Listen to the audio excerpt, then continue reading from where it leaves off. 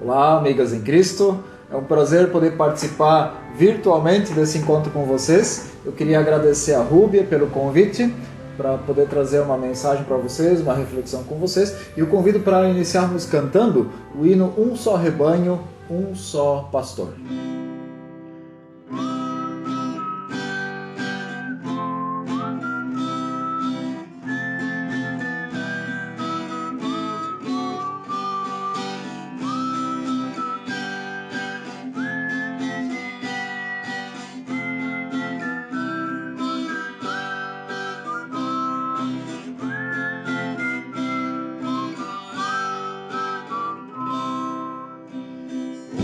Só rebanho, um só pastor, uma só fé em um só Salvador. Em teu amor unidos aqui, no mesmo Espírito vamos a ti. No mesmo Espírito vamos a ti.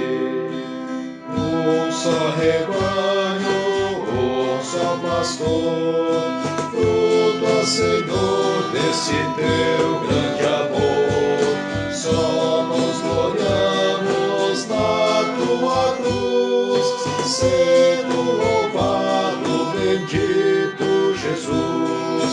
Sendo louvado, bendito Jesus. Um só rebanho, um só pastor. Cristo és digno do nosso louvor. Tu és o imã que nos atrai, e só por ti adoramos o Pai. E só por ti adoramos o Pai. Um só rebanho, um só pastor, nós esperamos por ti, ó Senhor. É face a face que vamos ver quem nos amou e por nós quis morrer. Quem nos amou e por nós quis morrer. E a nossa reflexão de hoje, ela parte de uma pergunta muito importante e muito atual também, né? Antiga e atual ao mesmo tempo. Afinal de contas, nós vivemos para a eternidade ou a eternidade é para a vida? A vida é em função da eternidade ou a eternidade é para a vida? Ou a pergunta um pouquinho melhorada, talvez mais prática. A nossa ética cristã é para o céu ou é para a terra? Uma pergunta muito importante e que define o nosso jeito de enxergar textos bíblicos e de enxergar a vida cristã. Eu convido para lermos ali do Evangelho de Mateus, capítulo 22, os versículos 1 até 14, onde diz assim: De novo Jesus usou parábolas para falar ao povo. Ele disse: O reino do céu é como um rei que preparou uma festa de casamento para seu filho. Depois mandou os empregados chamarem os convidados, mas eles não quiseram vir. Então mandou outros empregados com o seguinte recado: Digam aos convidados que tudo está preparado para a festa. Já matei os bezerros e os bois gordos e tudo está pronto. Que venham à festa. Mas os convidados não se importaram com o convite e foram tratar dos seus negócios. Um foi para a sua fazenda e outro para o seu armazém. Outros agarraram os empregados, bateram neles e os mataram. O rei ficou com tanta raiva que mandou matar aqueles assassinos e queimar a cidade deles. Depois chamou os seus empregados e disse: A minha festa de casamento está pronta, mas os convidados não a mereciam. Agora vão pelas ruas e convidem todas as pessoas que vocês encontrarem. Então os empregados saíram pelas ruas e reuniram todos os que puderam encontrar, tanto bons como maus. E o salão de festas ficou cheio de gente. Quando o rei entrou para ver os convidados, notou um homem que não estava usando roupas de festa. Perguntou ao amigo: como é que você entrou aqui sem roupas de festa? Mas o homem não respondeu nada. Então o rei disse aos empregados: amarrem os pés e as mãos deste homem e o joguem fora na escuridão. Ali ele vai chorar e ranger os dentes de desespero. E Jesus terminou dizendo: pois muitos são convidados, mas poucos são escolhidos. É uma parábola pesada, é uma parábola onde um sujeito que estava com a roupa errada na festa, ele é jogado no escuro, onde há ranger de dentes, choro e ranger de dentes. Então é uma parábola bastante pesada. O reformador Martinho Lutero, em 1531, quando ele foi pregar sobre essa parábola, ele começou a prédica dizendo: hoje nós temos um evangelho que não é difícil, é terrível. Porque de fato não é difícil de entender por que esse rei foi tão mau, tão duro. Será que é tão problema assim ir com a roupa errada numa festa de casamento? Uma vez eu já sonhei que eu estava numa festa com bermuda de praia e chinelo de dedo. Outra vez eu sonhei que eu estava numa assembleia da paróquia de pijama com aquele peitilho do talar. Então, e no sonho a gente fica imóvel, não consegue nem se levantar, nem sair do lugar, né? Mas o sonho se resolve. Na manhã seguinte, no café da manhã, a gente conta para a família o sonho e está resolvido. Mas ali na parábola a coisa não se resolve assim. E como entender essa parábola? A gente precisa lembrar que o Mateus, que escreve o Evangelho, ele não conheceu Jesus pessoalmente. O Mateus não ouviu Jesus.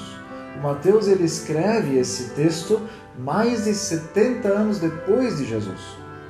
E na realidade o Mateus ele está colocando a visão dele da história do seu povo judeu. O Mateus era de tradição judaica, ele coloca a visão dele da história do seu povo no relacionamento com Deus nessa parábola, do jeito como ele contou. Então talvez alguém me pergunte: pois é, então o Mateus ele colocou palavras na boca de Jesus? É exatamente isso. Mateus escreveu do jeito dele, ele reinterpretou do jeito dele. E o que ele está dizendo ali? Que pessoas foram convidadas. Quem são esses primeiros convidados para a festa? É o povo judeu, é o povo escolhido que foi convidado primeiro para fazer parte do reino de Deus. O reino de Deus é essa festa de casamento, onde tem fartura, tem alegria, tem comida, tem bebida, tem dança, tem música, né? E o povo judeu, então, são os primeiros convidados para essa festa de casamento. E esses primeiros convidados rejeitaram o convite. E aí o Mateus conta que, inclusive, alguns mensageiros foram mortos, foram assassinados pelos convidados, né? Isso mostra ali uma referência provavelmente aos profetas ou aos apóstolos que foram perseguidos, e alguns deles foram mortos, inclusive, né? E depois diz ali na parábola que o rei ele ficou tão zangado que ele mandou queimar a cidade desses assassinos. Por quê? O que aparece ali? É que no ano 71 depois de Cristo, no ano 71, o Império Romano incendeia a cidade de Jerusalém. Jerusalém ela é incendiada, ela é queimada pelos romanos. Então o Mateus ele coloca isso ali nessa parábola como se isso fosse um castigo de Deus, então, para esse seu povo escolhido, para os primeiros convidados que não quiseram aceitar esse convite. E aí na parábola, então, diz ali que o rei mandou convidar todo mundo, bons e maus, todo mundo. Esse convite aberto, gratuito, né, é o que acontece através do Evangelho de Nosso Senhor Jesus Cristo. Porque os judeus não conseguiam entender e aceitar um Messias que era condenado pelo Estado e que foi executado lá fora de Jerusalém, né? Poucos judeus aqui se converteram ao cristianismo. E o Mateus, então, ele deve estar contando isso até com certa dor ali, né? Mas acontece que, então, aquele um convidado está com a roupa errada. O que significa isso? Quando você é convidado para uma festa, você se prepara. Você não vai de qualquer jeito. Nós fazemos parte destes que foram chamados nas ruas, nas praças e nas igrejas para essa grande festa do Reino de Deus. A gente se prepara. Se eu sei que eu fui chamado lá no dia do meu batismo, eu não posso simplesmente cruzar os braços e achar, agora está tudo resolvido. Não, eu preciso viver de acordo com o convite. Se nós sabemos que fazemos parte já hoje fazemos parte da grande festa do Reino de Deus, isso significa que já hoje nós vamos nos preparar, ou viver de acordo, viver de forma coerente com a festa do Reino de Deus. Essa busca pelo que há de vir, essa certeza da eternidade e da festa do Reino de Deus é que nos ajuda a já hoje viver de acordo, viver de uma forma coerente com esse convite. Essa é a grande novidade dessa parábola.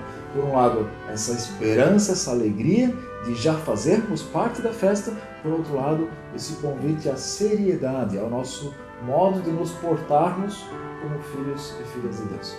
Eu quero chamar a atenção de vocês para um pequeno vídeo que foi feito por ocasião dos 500 anos da Reforma, onde Martinho Lutero ele fala disso um pouquinho, sobre a ética cristã, que não é para o céu, mas que é para a terra, que é para a nossa vida aqui hoje. Então é como se nós, na nossa vivência comunitária, antecipássemos um pouquinho os sinais desta festa eterna.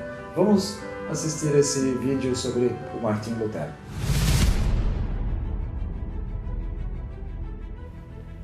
Imagina alguém há 500 anos fazendo a seguinte afirmação: o alvo da ética não é o céu, o alvo da ética é a terra.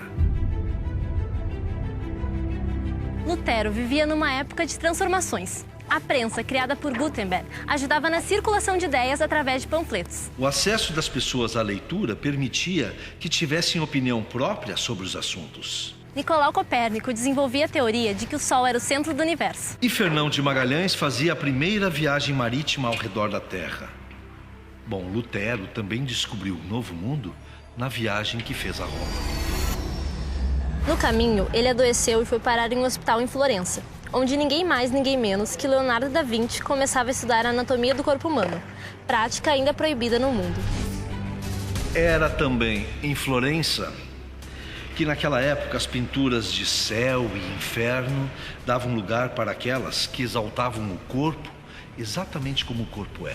A viagem e todas as mudanças que viu mexeram com a cabeça de Lutero. Ele seguiu estudando a Bíblia até que um dia se deu conta de algo importante. Não era mais preciso olhar para o céu, mas sim olhar para a terra, para o mar e tentar fazer destes lugares melhores para se viver.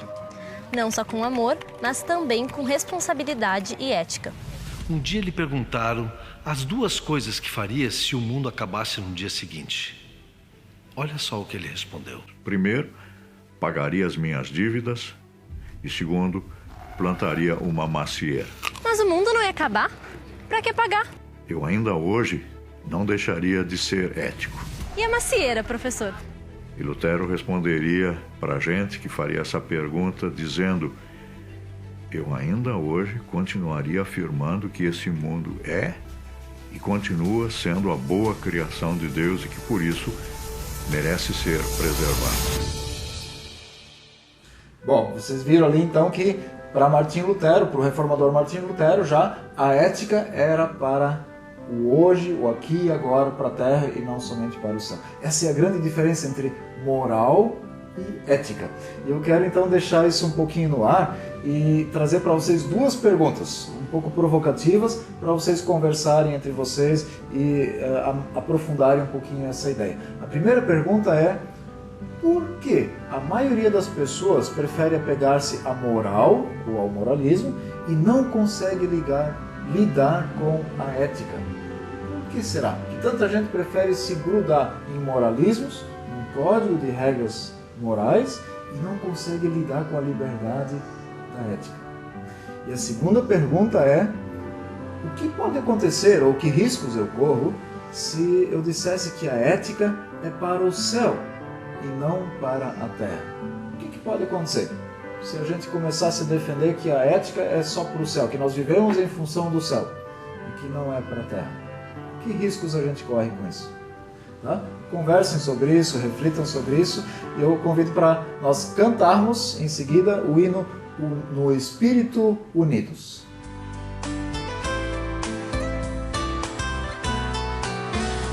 No Espírito unidos somos um no Senhor. No Espírito unidos somos um no Senhor. Imploramos que um dia nos unamos no amor. Pelo amor conhecido é o cristão. Pelo amor conhecido é o cristão. De mãos dadas iremos, somos todos irmãos. De mãos dadas iremos, somos todos irmãos. Preparemos as novas que Deus guia a nação. Pelo amor conhecido é o cristão. Pelo amor conhecido é o cristão.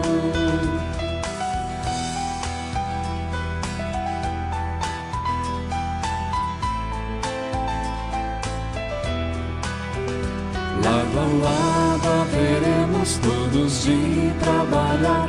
Lado a lado haveremos todos de trabalhar. Uns aos outros honrando, vamos nos respeitar. Pelo amor conhecido é o cristão. Pelo amor conhecido é o cristão. Glória a Deus, entoemos nosso Pai Criador. E louvemos a Cristo que nos veio salvar. E ao Espírito Santo que nos vem consolar.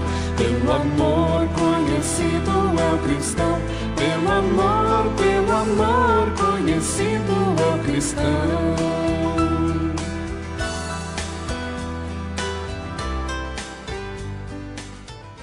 Então, gente querida, pelo amor conhecido é o cristão. Eu desejo que vocês possam continuar assim, firmes como amigas em Cristo.